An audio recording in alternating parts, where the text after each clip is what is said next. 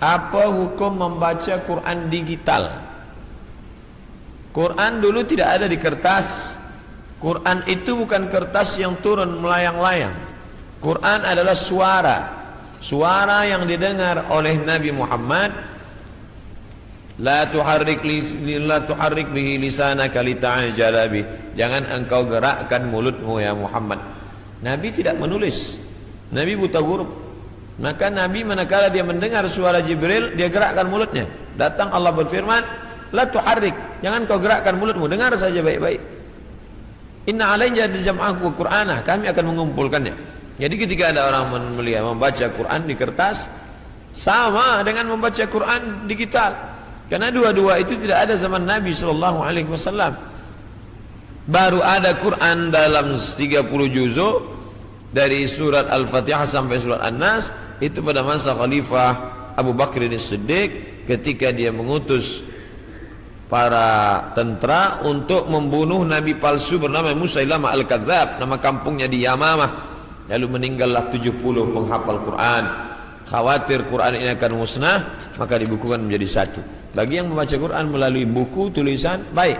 Bagi yang membaca dari handphone juga tetap baik. Adakah perlu mengambil wudhu untuk memegang Quran digital? Tulisan Al-Quran nampak jelas, jelas. Ini tulisannya, dipegang. Sedangkan tulisan yang ada di dalam sama seperti tulisan yang dimasukkan ke dalam kaca. Kita melihatnya dari balik kaca. Apakah orang yang memegang Quran dari balik kaca dia mesti berwudhu? Maka memegang Quran dalam bentuk tulisan yang zahir, la yamassuhu illal mutahharun, tidaklah menyentuhnya kecuali orang yang mutahharun, orang yang bersuci, berwudu, maka afdal berwudu. Adapun orang yang membaca Quran maka tidak disyariatkan berwudu karena tidak zahir, tidak nampak, dia bisa hilang. Dia bisa hilang. Oleh karena tetapi membaca Qurannya, bezakan antara memegang mushaf Al-Quran, mushaf namanya, sedangkan ini tidak mushaf. Bezakan antara memegang mushaf dengan membaca Quran. Adapun memegang mushaf maka berwudu. Adapun membaca Quran maka tidak berwudu pun boleh. Tapi afdal berwudu supaya turun rahmat Allah Subhanahu wa taala. Adakah berdosa melangkah handphone yang ada Quran digital? Gelap, mati, sedang tidak ada. Lalu dia langkah, maka tidak apa-apa. Atau dia bawa masuk ke dalam toilet, maka tidak apa-apa. Tapi manakala dia sedang ada, nyata, tampak, ada tulisannya, maka dia tak boleh langkah. Dia boleh dia letak di lantai, tak boleh dia hinakan, tak boleh dia caci maki, tak boleh dia bawa masuk ke dalam. Maka kalau dia sedang ada tulisan, bisa boleh dibaca. Alif lam mim dzalikal kitabul la raiba fih. Dia bawa masuk ke dalam, haram. Karena tampak. Tapi manakala dia sedang off, gelap, tak ada, maka boleh dia bawa masuk ke dalam. Sama seperti kita membawa otak kita ke dalam toilet. Memang di dalam ini tidak ada Quran 30 juzuk, tapi juzuk 30 insyaAllah ada dalam. Tidak mungkin kita masuk ke dalam, kepala kita tinggalkan, otak kita tinggalkan. Yang tidak boleh itu kita keluarkan isinya masa di dalam.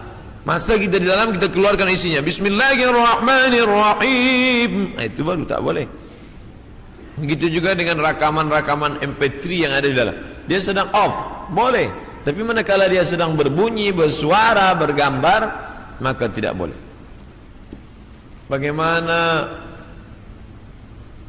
Bagaimana Islam disebarkan dengan kekerasan? Benarkah Islam disebarkan dengan kekerasan perang?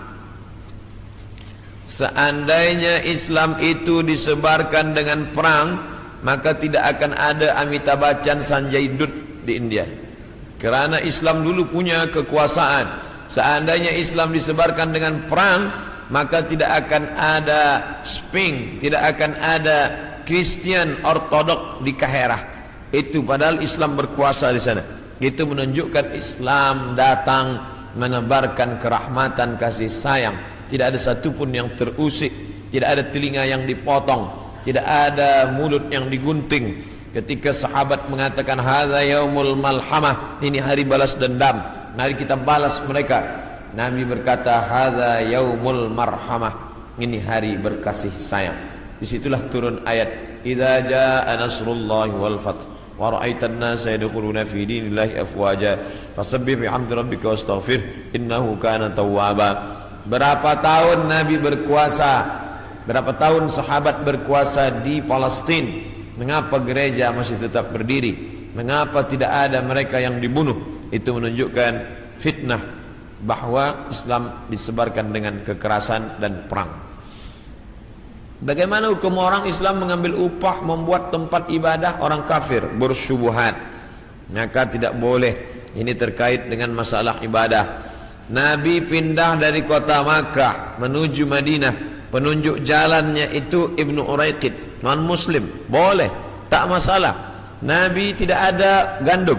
Nabi gadaikan baju besinya, dia pinjam gandum sebanyak 30 sa'. 30 sa', satu sa' 3 kg, 3 darab 3 90. Boleh, kerana tidak ada mengait dengan ibadah.